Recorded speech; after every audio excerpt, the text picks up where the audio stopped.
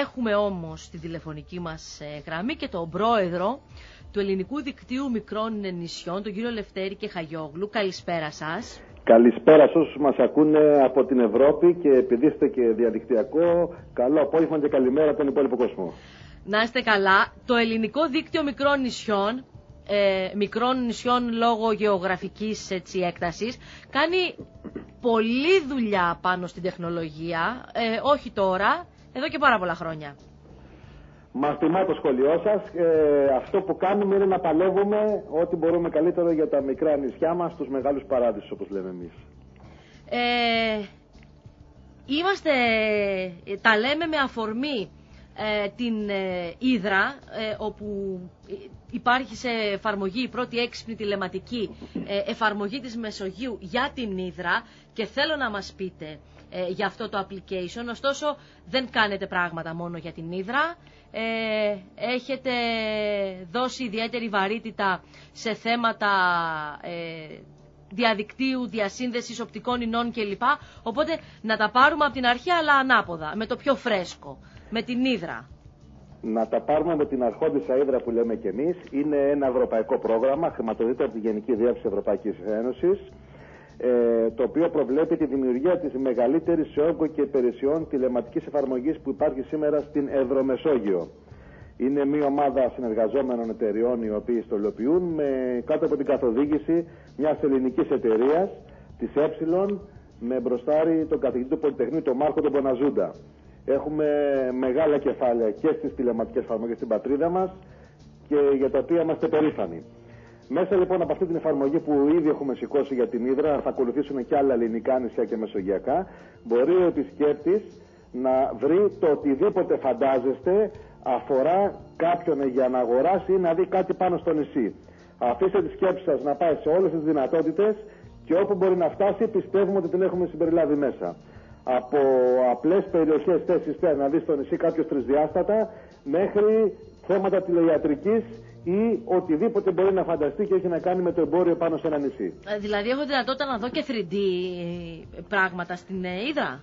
Θα έχετε την εφαρμογή σας στην ταμπλέτα σας, θα πατήσετε στις θέσεις θέας, θα πάτε να δείτε παραδείγματος χάρη την περιοχή καλά πεγάδια στην Ύδρα και όπως θα γυρίζετε την ταμπλέτα στα χέρια σας θα γυρίζει και η περιοχή που βλέπετε δίπλα σας. Δεν έχουμε στην πατρίδα μας άλλη παρόμοια εφαρμογή, τουλάχιστον σε επίπεδο νησιών.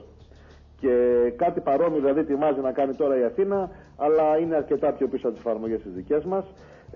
Είναι σαν να είστε εκείνη τη στιγμή επάνω στο νησί.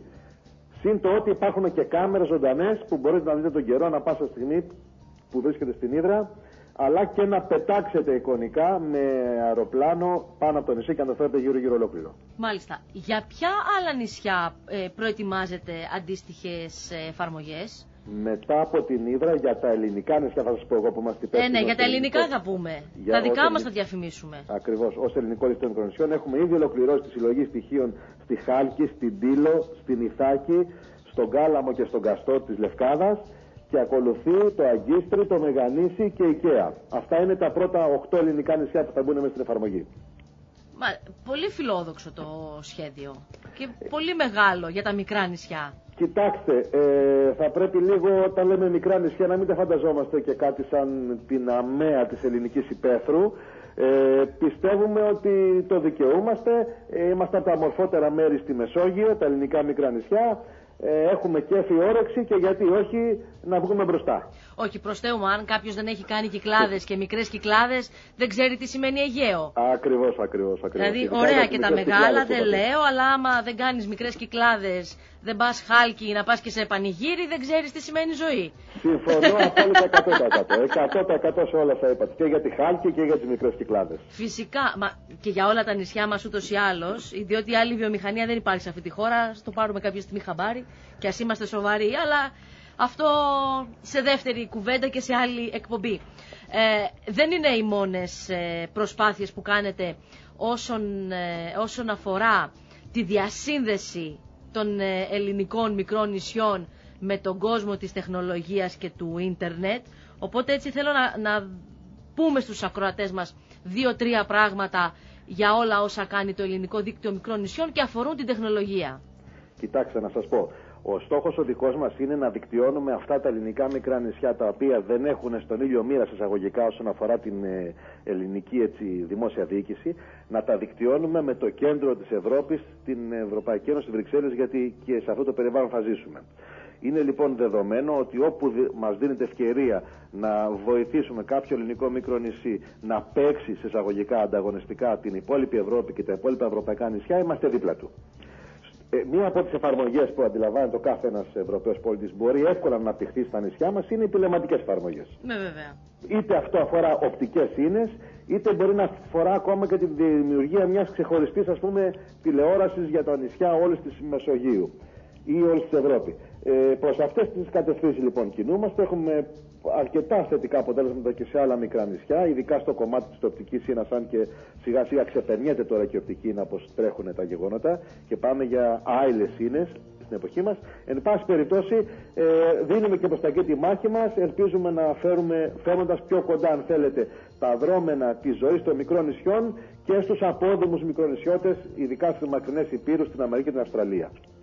Η Κύπρος, τα Κύθυρα, παραδείγματος χάρη, είναι ένα νησί το οποίο διαθέτει ως απόδημους Κυθύρους τους τριπλάσιους από αυτούς που έχει πάνω στο νησί του, και στα Κύθυρα αυτές οι εφαρμογές έχουν προχωρήσει και μπορεί κανείς να παρακολουθήσει οτιδήποτε μπορεί να φανταστεί πάνω στο νησί, είτε είναι στην Αυστραλία είτε είναι στην Αμερική.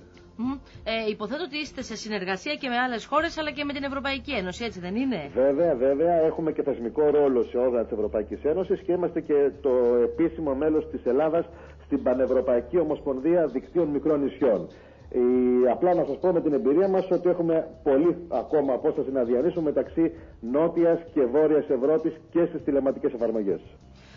Σίγουρα.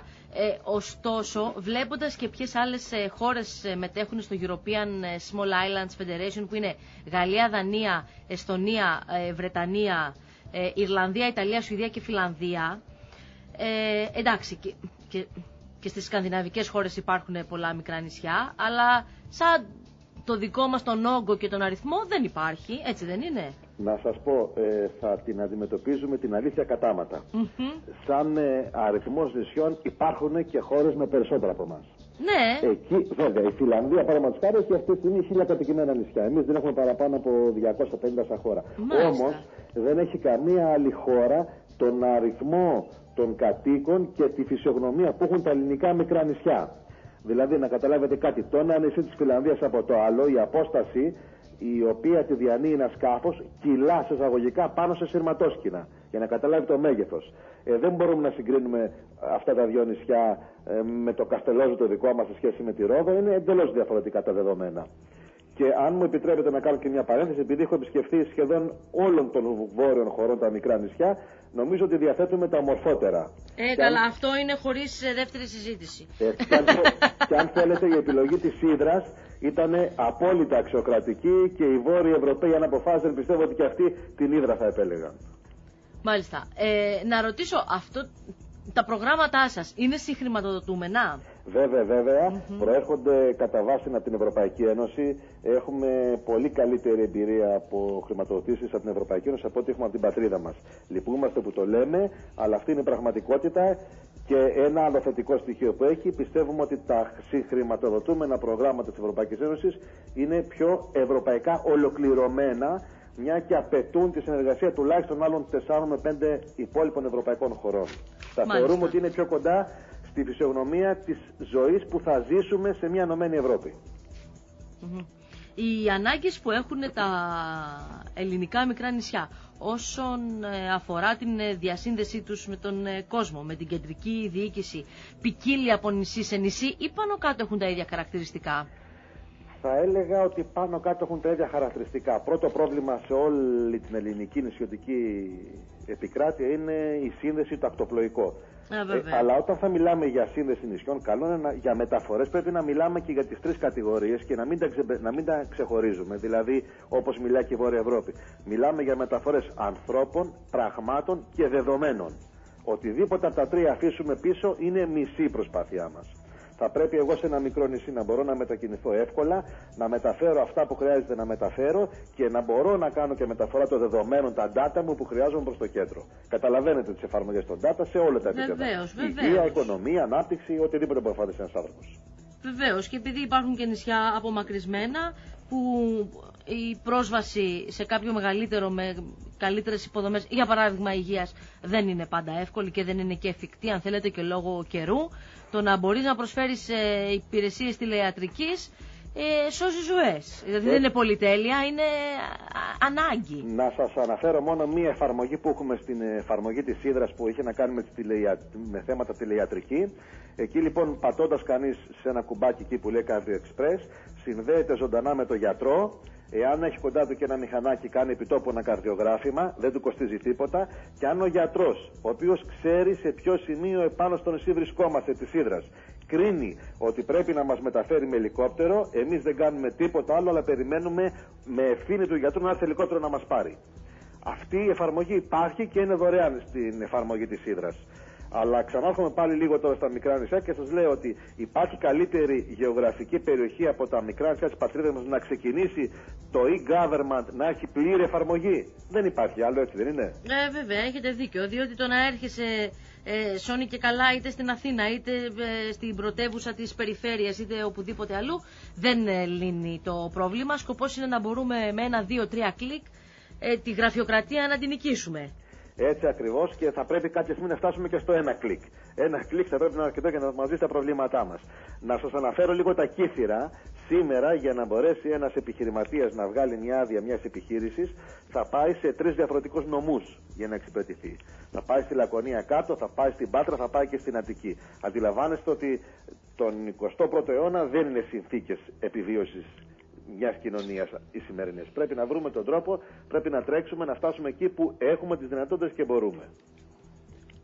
Μάλιστα. Τα επόμενα βήματα ποια είναι, πέρα από τα νησιά που θα μπουν στην αντίστοιχη εφαρμογή της Ύδρας, ενώ τι άλλο σχεδιάζεται πέρα από αυτό? Καταρχήν η συγκεκριμένη εφαρμογή, έχουμε ευχάριστα νέα ότι ήδη έχει δείξει ενδιαφέρον έντονο μία από τις μεγαλύτερες εταιρείες στον κόσμο, δεν θα πούμε το όνομά της ακόμα, ώστε να τα συμπεριλάβει μέσα. Είμαστε σε μια διαδικασία που συζητάμε μαζί της. Ελπίζουμε σύντομα να μπορούμε να καταλήξουμε κάπου αλλού. Αλλά θα φύγουμε από αυτές τις εφαρμογές. Εταιρεία τεχνολογική, εταιρεία τουριστική, εταιρεία τι είδους? Τεχνολογική, Μάλιστα. ασχολείται και με την τηλεφωνία, είναι μια από τις μεγαλύτερες στον κόσμο με έδρα την Ευρώπη. Μάλιστα. Η οποία της άρεσε πάρα πολύ αυτό που είδε για την Ύδρα. Φεύγουμε όμως από εκεί και τώρα το διάστημα αυτό και παράλληλα ασχολούμαστε και με τα υδροπλάνα. Ένα άλλο εντελώς διαφορετικό αντικείμενο, αλλά πάλι πιστεύουμε ότι τα νησιά μας έχουν μια υπεραξία. Είμαστε στην πρώτη γραμμή, είμαστε οι πρώτες περιοχές της πατρίδας μας που θα ολοκληρώσουμε τα υδατοδρόμια και ελπίζουμε από το 15 Αύγουστο να τα δούμε να πετάμε και στα ελληνικά μικρά νησιά.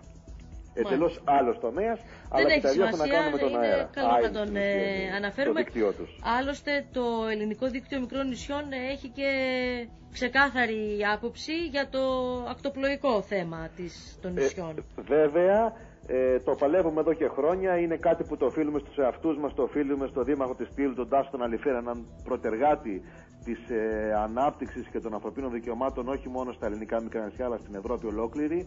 Είναι ο άνθρωπος που έμαθε τους Ευρωπαίους να σκέφτονται διαφορετικά και το οφείλουμε και στις γενιές που θα έρθουν. Τα προβλήματα που βρήκαμε εμείς να είναι ένα κακό παρελθόν για τα νέα παιδιά. Θα ζήσουν στα νησιά μας. Και πολύ περισσότερο σε ό,τι αφορά την τεχνολογία που είναι στο DNA των νέων ανθρώπων.